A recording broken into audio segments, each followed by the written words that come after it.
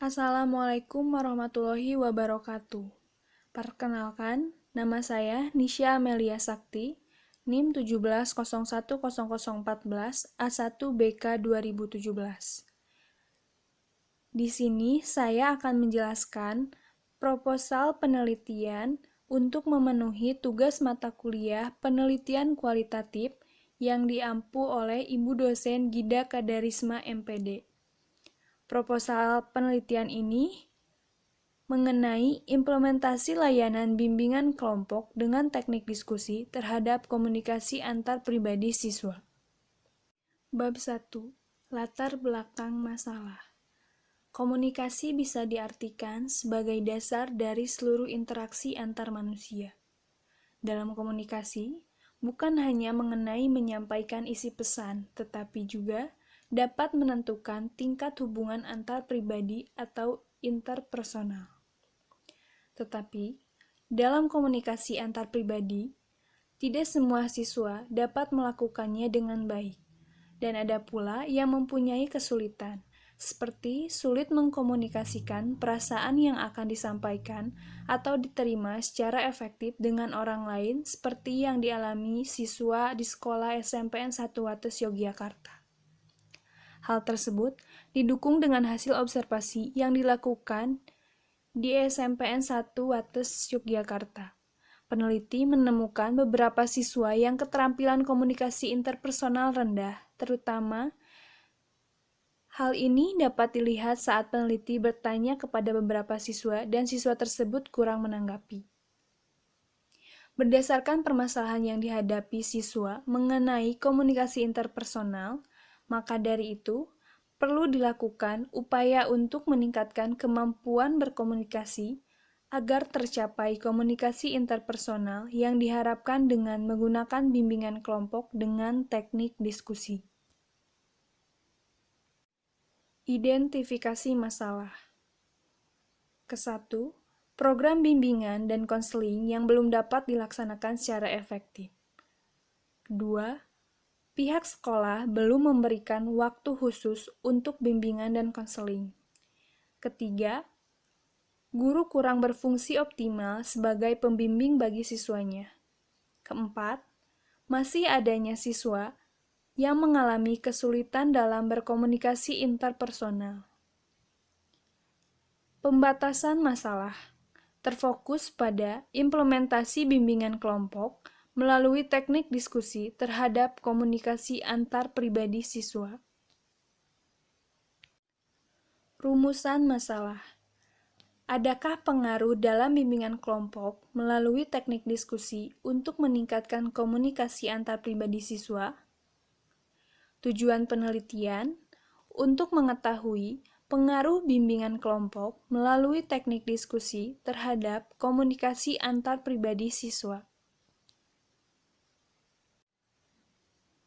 Manfaat penelitian secara teoritis. Menambah wawasan teori yang ada sehingga dapat mengembangkan disiplin ilmu bimbingan dan konseling. Sebagai acuan dalam melakukan penelitian lebih lanjut, terutama pada penelitian masalah-masalah yang berhubungan dengan layanan bimbingan kelompok dengan metode diskusi terhadap komunikasi antar pribadi siswa. Selanjutnya, manfaat penelitian secara praktis. Yang pertama, dapat dijadikan pedoman dalam usaha penyusunan program bimbingan dan konseling.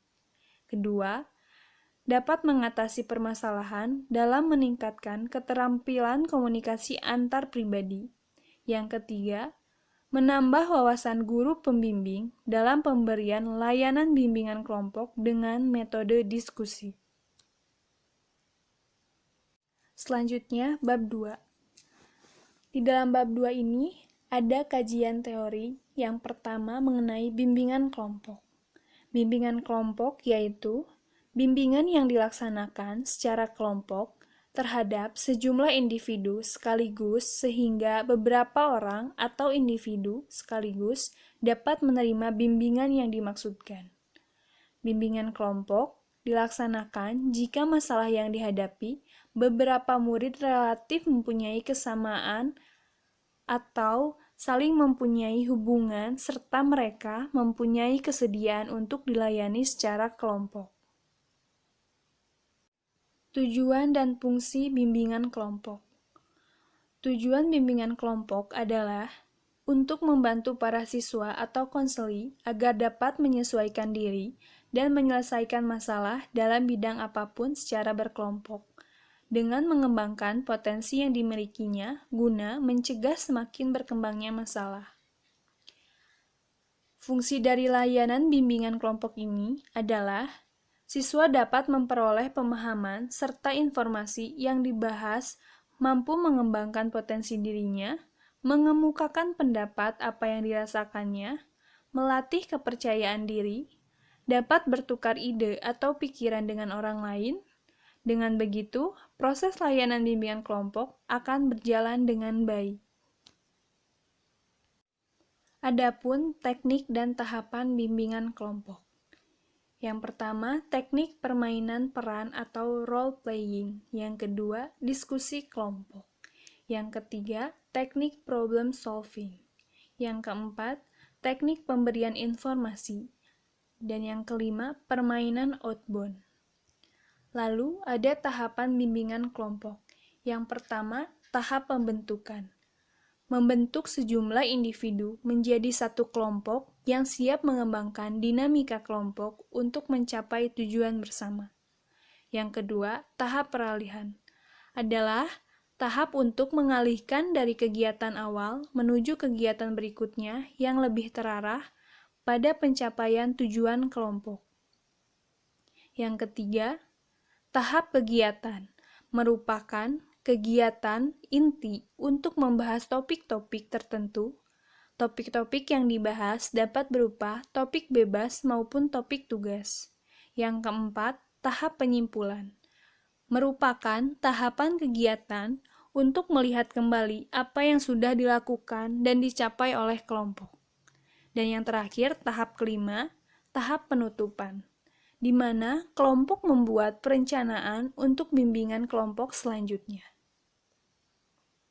Selanjutnya, adapun pengertian dari teknik diskusi. Teknik diskusi adalah cara untuk memecahkan masalah dengan cara mendiskusikan dengan individu atau kelompok yang nantinya menghasilkan suatu keputusan yang telah didiskusikan secara bersama.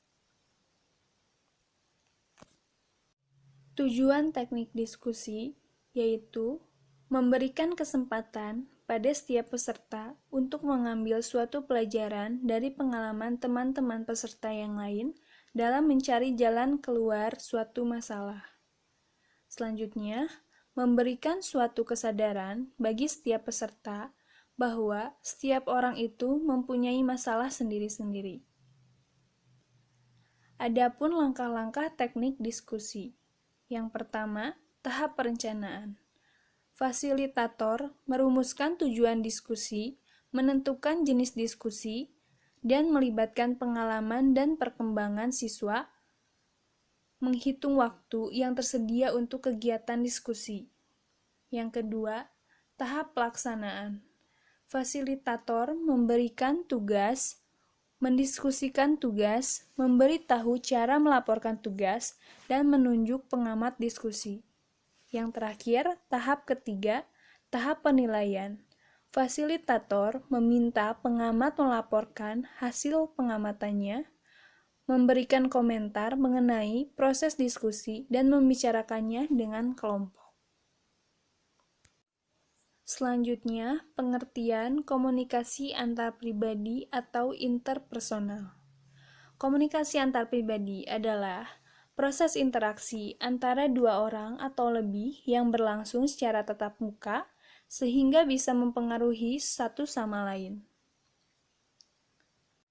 Fungsi komunikasi antar pribadi yaitu untuk membantu mengumpulkan informasi mengenai individu sehingga dapat memprediksikan respon yang akan timbul, yang berupa informasi, sosialisasi, diskusi, dan lain-lain. Selanjutnya, faktor komunikasi antar pribadi. Faktor yang mempengaruhi komunikasi dapat berupa keterpercayaan, hubungan, pertalian, kepuasan, kejelasan, kesinambungan, dan konsistensi.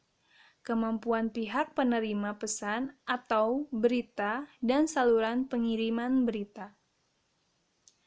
Adapun indikator komunikasi antar pribadi. Yang pertama, keterbukaan adalah kemampuan menanggapi dengan senang hati informasi yang diterima di dalam menghadapi hubungan interpersonal. Keterbukaan atau sikap terbuka sangat berpengaruh dalam menumbuhkan komunikasi interpersonal yang efektif. Yang kedua, empati adalah merasakan apa yang dirasakan orang lain dan mengerti apa yang dirasakan orang lain. Yang ketiga, dukungan adalah semangat yang diberikan kepada orang lain. Yang keempat, rasa positif adalah perasaan positif terhadap diri sendiri, kemampuan mendorong orang lain lebih aktif berpartisipasi, dan kemampuan menciptakan situasi komunikasi kondusif untuk berinteraksi yang efektif.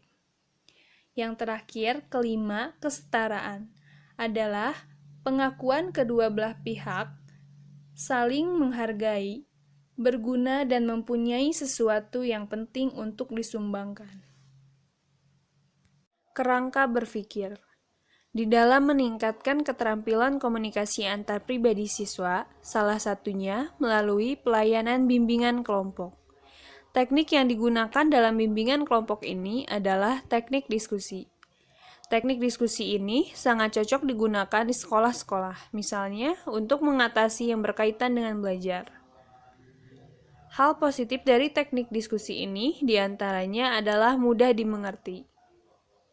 Pemberian bimbingan kelompok dengan teknik diskusi dalam mengatasi rendahnya keterampilan komunikasi antar pribadi siswa menjadikan siswa memahami bagaimana pentingnya berkomunikasi antar pribadi, sehingga siswa dapat merencanakan suatu tindakan yang akan datang dengan menerima tanggung jawabnya terhadap perilakunya sendiri, dan bertindak matang untuk mengubah perilakunya. Sehingga siswa mulai dapat mengembangkan keterampilan dalam berkomunikasi antar pribadi. Pertanyaan penelitian. Ke-1. Bagaimanakah keterlibatan konselor dalam mengatasi rendahnya keterampilan komunikasi antar pribadi siswa SMP Negeri 3 Wates? Kedua, bagaimanakah perilaku siswa dalam keterampilan komunikasi antar pribadi di SMP Negeri 3 Wates sekarang? Ketiga, bagaimanakah cara siswa dalam menilai dirinya sendiri untuk mengatasi rendahnya keterampilan komunikasi antar pribadi? Keempat, bagaimanakah cara siswa membuat rencana tindakan yang bertanggung jawab guna mengatasi rendahnya keterampilan komunikasi antar pribadi? Kelima, bagaimana cara konselor membuat perjanjian agar siswa mempunyai rasa ingin berubah untuk melaksanakan rencana mengatasi rendahnya keterampilan komunikasi antar pribadi? Keenam, bagaimana konselor menolak rencana yang telah disepakati dalam mengatasi rendahnya keterampilan komunikasi antar pribadi siswa SMP Negeri 3 Wates? Ketujuh, bagaimana konselor memberikan konsekuensi dalam menerima perencanaan hasil yang disepakati? Bab 3. Metode penelitian. Adapun tempat dan waktu penelitian. Tempat yang digunakan untuk penelitian adalah Sekolah Menengah Pertama Negeri 1 Wates Yogyakarta. Waktu penelitian dilaksanakan pada bulan Februari 2019 sampai dengan April 2019 pada tahun pelajaran 2019-2020. Subjek dan objek penelitian. Subjek dalam penelitian ini adalah kepala sekolah, petugas bimbingan dan konseling, guru, dan siswa SMP Negeri 1 Wates. Sedangkan objek yang akan diteliti adalah implementasi layanan bimbingan kelompok dengan teknik diskusi terhadap komunikasi antar pribadi siswa. Adapun pendekatan dan jenis penelitian. Pendekatan yang digunakan dalam penelitian ini yaitu pendekatan kualitatif. Pendekatan kualitatif adalah penelitian yang bermaksud untuk memahami fenomena tentang apa yang dialami oleh subjek penelitian, misalnya perilaku, persepsi, motivasi, tindakan, dan lain-lain. Lalu, pendekatan kualitatif ini sering disebut juga dengan naturalistik karena penelitiannya dilakukan pada kondisi yang alamiah. Adapun metode pengumpulan data, keabsahan data, dan teknik analisis data. Metode pengumpulan data yang digunakan dalam penelitian ini yaitu dengan observasi partisipan. Observasi partisipan yang digunakan untuk menghimpun data penelitian melalui pengamatan dan penginderaan di mana peneliti terlibat dalam keseharian informan. Dalam pengamatannya, peneliti memperoleh data seperti gambaran umum, sekolah dan situasinya, layanan konseling di sekolah, serta terapi yang bisa digunakan. Lalu, wawancara yang dilakukan dalam penelitian ini yaitu wawancara tak berstruktur, yaitu peneliti melakukan wawancara yang bebas di mana peneliti tidak menggunakan pedoman wawancara yang telah tersusun secara sistematis dan lengkap untuk pengumpulan datanya. Pedoman wawancara hanya berupa garis-garis besar permasalahan yang akan dinyatakan. Lalu, metode pengumpulan data yang dipilih yaitu dokumentasi resmi internal. Metode dokumentasi yang akan digunakan berdasarkan metode pengumpulan data dalam penelitian berupa metode wawancara, observasi, dan selanjutnya ada keabsahan data. Yang pertama, dengan cara memperpanjang observasi, yaitu dengan memperpanjang observasi maka akan meyakinkan dan meningkatkan hasil data yang dikumpulkan. Dengan demikian, peneliti dapat menguji dan mengetahui bila terdapat ketidakbenaran informasi baik dari dalam diri sendiri maupun dari responden. Yang kedua, ketekunan pengamatan. Ketekunan pengamatan dimaksudkan untuk menemukan ciri-ciri dan unsur-unsur dalam situasi yang sangat relevan dalam persoalan yang sedang diteliti, untuk mendapatkan kedalaman dan kepastian isi data yang diperlukan. Yang ketiga, triangulasi, yaitu pemeriksaan data dengan memanfaatkan sesuatu yang lain yang ada di luar data sebagai perbandingan terhadap data yang telah diperoleh. Dalam hal ini, triangulasi yang dipakai adalah dengan menggunakan sumber, metode, pengamatan, dan teori, serta sebagai perbandingan yang lebih kuat lagi terhadap data yang diperoleh, maka dilakukan cross-check wawancara terhadap kepala sekolah, wali kelas, guru, dan siswa. Yang terakhir ada teknik analisis data. Yang pertama ada reduksi data. Reduksi data diartikan sebagai proses pemilihan, mengabstrakkan, dan informasi data kasar yang muncul dari catatan lampakan. Reduksi data dalam penelitian ini berlangsung secara terus-menerus selama penelitian ini berlangsung. Reduksi data dilakukan untuk menajamkan, menggolongkan, mengarahkan, membuang yang tidak diperlukan, dan mengorganisasikan data diperlukan sesuai fokus mengenai masalah penelitian. Yang kedua, penyajian data. Hasil reduksi data selanjutnya disajikan dalam bentuk teks naratif. Teks naratif digolongkan sesuai topik masalah. Penyajian data merupakan tahapan untuk memahami apa yang sedang terjadi dan apa yang harus dilakukan selanjutnya, untuk dianalisis dan diambil tindakan yang dianggap perlu. Yang terakhir, verifikasi dan penarikan kesimpulan. Kegiatan verifikasi dan menarik kesimpulan sebenarnya hanyalah sebagian dari suatu kegiatan konfigurasi yang utuh, karena penarikan kesimpulan juga diverifikasi sejak berlangsungnya awal penelitian sampai akhir penelitian, yang merupakan suatu proses berkesinambungan dan berkelanjutan. Jadi itulah penjelasan dari proposal penelitian mengenai implementasi bimbingan kelompok dengan teknik diskusi terhadap komunikasi antar pribadi siswa. Saya ucapkan terima kasih. Wassalamualaikum warahmatullahi wabarakatuh.